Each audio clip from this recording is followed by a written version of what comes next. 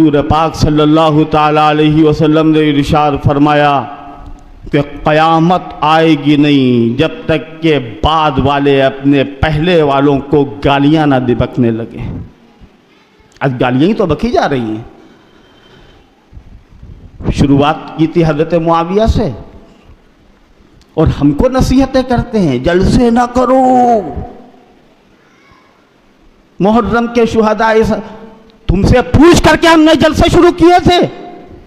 بے ایمان بے دین صحابہ کو منافق کہنے والے، صحابہ کو زندیق کہنے والے، قرآن کی زبان میں اگر ہم کہیں الا انہم هم السفہاء ولکن لا یشعرون، یہ خود بے وقوف ہیں.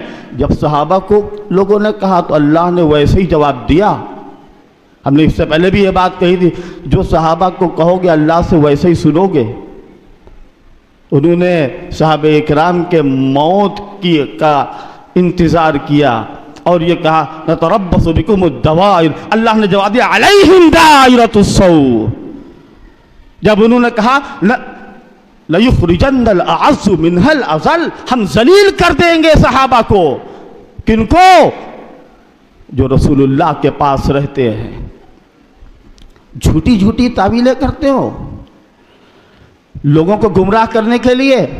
ہم شیعوں کو نہیں کہہ رہے ہیں، ہم اس شخص کو کہہ رہے ہیں کہ جو آج کے وقت میں لکھنؤ شہر کے اندر سے ایک فتنہ اٹھا ہے، بدنام زمانہ فتین. کئی سالوں سے یہی چل رہا ہے سلسلہ. ہم نے تو دیکھنا ہی چھوڑ دیا ہے.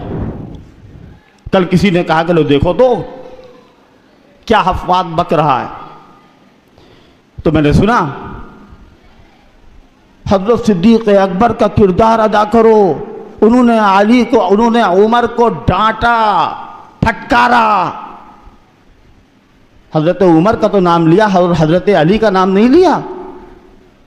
جب حضرت ابوبکر صدیق قتال مرتدین کے لیے آمادہ ہوئے، کھڑے ہوئے اور لوگوں میں یہ کہا کہ دیکھو ہم کو قتال کرنا ہے، تو جس طرح حضرت عمر نے ان کو مشورہ دیا کہ ابھی وقت نہیں ہے قتال کا، اسی طریقے سے حضرت علی نے بھی مشورہ دیا.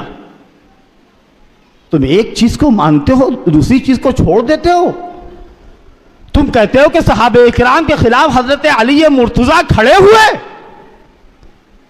تمہیں نہیں معلوم کہ حضرت علی کو حضرات شیخین سے ابو بکر و عمر سے کتنی محبت تھی. وہ حدیث پڑھیے،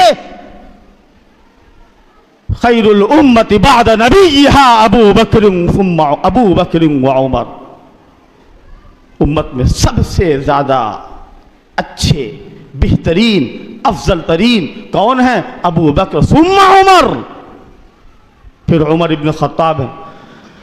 ہم کو اتحاد کی دعوت دیتے ہو، مشورے دیتے ہو، تمہاری یہ حیثیت، اور تم یہ کہتے ہو کہ حضرت علی میں اور دوسرے صحابہ میں اختلاف تھا. تراویح کو کس نے شروع کیا تھا؟ حضرت فاروق اعظم رضی اللہ تعالی عنہ. حضرت فاروق اعظم نے با جماعت تراویح پورے رمضان. حضرت علی تو اس وقت بڑے بہادر تھے، روک دیتے. ان کے سامنے اگر یہ بدعت عمری ہو رہی تھی منع کر دیتے.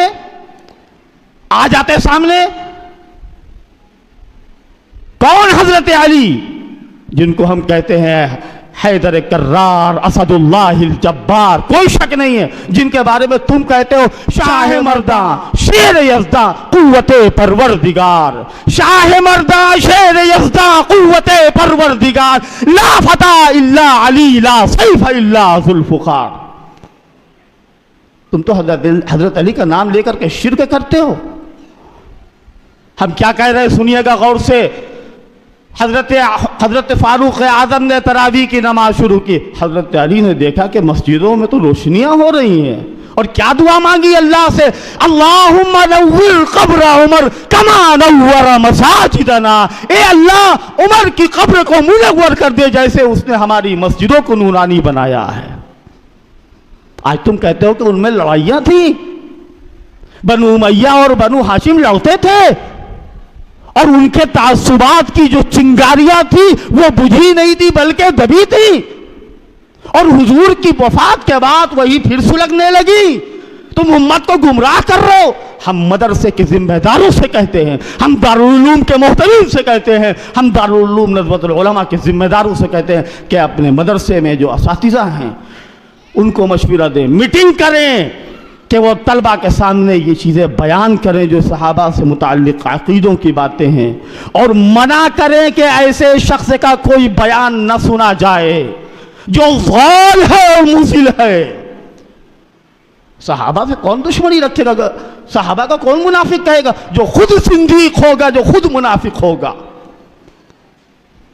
جتنے بھی مدرسے کے لوگ ہیں ان باتوں پر آ کر کے لچھے دار باتوں میں ان سے مرعوب ہونے کی ہرگز ضرورت نہیں. اللہ نے آپ کو بصیرت دی ہے, اللہ نے آپ کو بصارت دی ہے, اللہ نے آپ کو فراست دی ہے, اللہ نے آپ کو روشنی دی ہے, اللہ نے آپ کو ہدایت دی ہے. آپ اپنی آنکھوں سے دیکھیں وہ قرآن کی آیت کی تفسیر اور حدیث جس میں تلبیس کی جا رہی ہے, جس میں دجل و فریب کیا جا رہا ہے, اور جس کے ذریعے سے غلط سلط بیانات پیش کر کے یہ عبداللہ ابن سبا نے جو وراثت چھوڑی تھی نا وہ سب ہے. یہ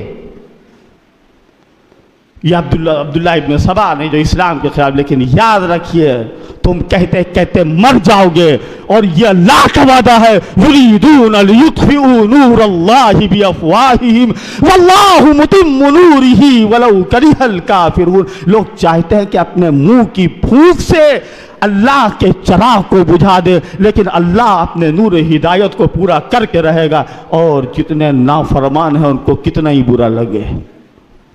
یہ بات میں نے ضروری سمجھ کر کے میں مشورہ دوں گا دارالعلوم کے ذمہ داروں کو, میں مشورہ دوں گا مدرسہ شاہی کے ذمہ دار کو, میں بات کروں گا مظاہر العلوم سہارنپور والوں سے, میں بات کروں گا گجرات کے مدارس والوں سے, میں بات کروں گا دارالعلوم ندوۃ العلماء کے ذمہ داروں سے.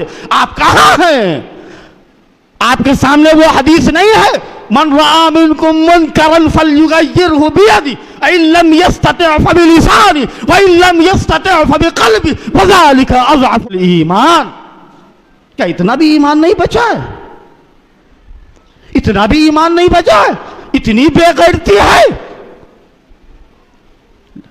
اگر ہم بول دیں گے ہماری دکانیں جل جائیں گی, جہاں ہماری روٹیاں سکتی ہیں ہمارے دورے بند ہو جائیں گے, ہم مصلحت کی چادر اوڑھے ہوئے, ہٹاؤ مصلحت کا یہ پردہ, اور صحابہ اکرام کے اوپر برسنے والے جو اعتراضات ہیں ان کا جواب دو, ورنہ اللہ کے وہاں تمہیں منہ دکھانا ہوگا. اللہ نہیں بخشے گا جب تم یہ کہو گے کہ ہم بخاری پڑھاتے تھے, ہم مسلم پڑھاتے تھے, ہم ترمذی پڑھاتے تھے, ابو داؤد پڑھاتے تھے. پڑھاتے ہوگے تم.